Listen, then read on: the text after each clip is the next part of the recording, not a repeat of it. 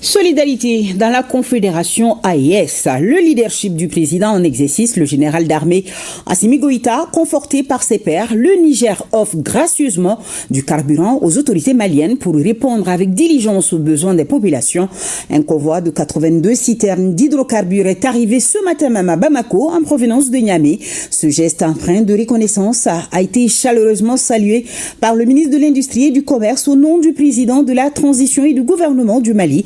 Moussa Alassane Diallo, présent à la réception des camions-citernes, Seydou Traoré et Sambou Diakité. Reportage.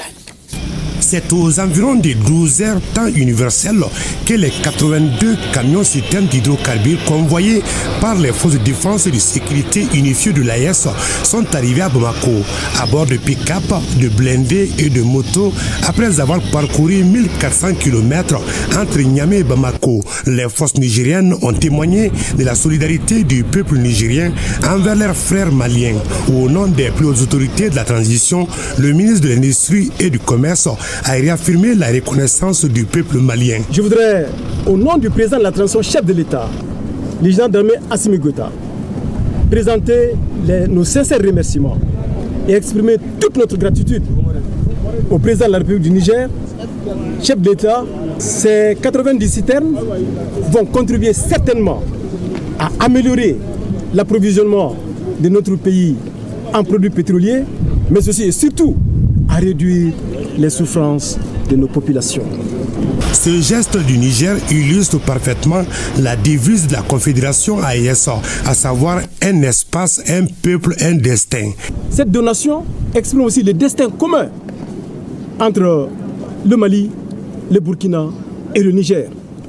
C'est pourquoi, Excellence, Monsieur le Président de la République du Niger, chef de l'État, général d'armée Abdraman Chani, votre générosité inspire les peuples de l'AES et les motive davantage à se mobiliser, à être déterminés, à assurer le destin et la souveraineté de nos peuples. Le Niger, pays reconnaissant, se souvient du soutien du Mali, notamment au moment où la CEDEAO a voulu imposer la force aux nouvelles autorités. On n'a pas oublié ce que le Mali a fait pour le Niger.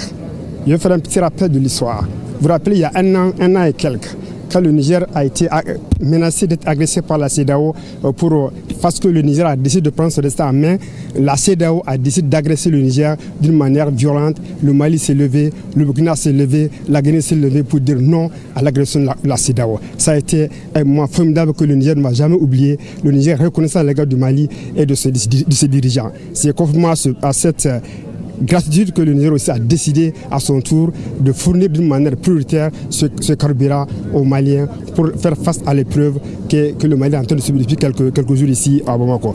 En accueillant le convoi de citernes, le ministre Moussa Alassane Diallo a tenu à serrer la main de tous les chauffeurs et de leurs apprentis pour leur sacrifice au service du Mali. Je tiens particulièrement à adresser à l'ensemble des chauffeurs et leurs apprentis qui ont fait partie de cette mission, saluer leur courage, leur engagement, leur détermination et surtout leur dévouement à apporter leurs contributions au règlement de la crise des hydrocarbures dans notre pays.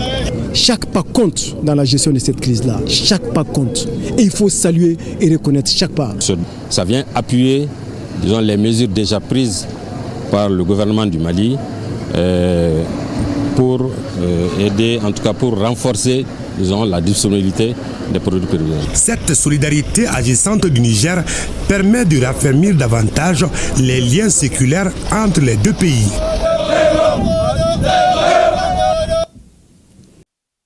Dans le reportage de propagande, les médias français, particulièrement France 2, annoncent l'envahissement de Bamako et environ par des terroristes. Et au même moment, c'est l'ambassade de France au Mali qui fait la promotion d'un festival culturel malien, le Mali Mode Show, avec la participation de toute la communauté européenne ici à Bamako.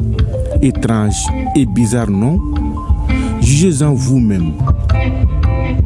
Même ambassade de France qui enjoignait ses ressortissants de quitter Bamako ne se prive pas de savourer les bons coins de la capitale en toute sérénité. La question que l'on se pose aujourd'hui est de savoir où sont donc passés ces terroristes de France 2 qui encerclent Bamako. Les forces armées maliennes qui patrouillent nuit et jour et escortent les camions-citernes des pays voisins au Mali, sans embûche, voudraient aussi bien les savoir. Ces groupes armés terroristes aussi, par rapport à ils font tout le contraire de leur narratif. Chaque fois, ils disent, bon voilà, à la population, bon, on n'est pas là pour vous, on est là pour les FAMA. Et malheureusement, quand les FAMA se présentent, c'est eux qui sont en train de fuir, ils disparaissent. C'est dire à la population de continuer à avoir confiance aux FAMA, à leurs FAMA, c'est leurs FAMA, et de nous soutenir, de nous envoyer des informations et des renseignements concernant ces gens.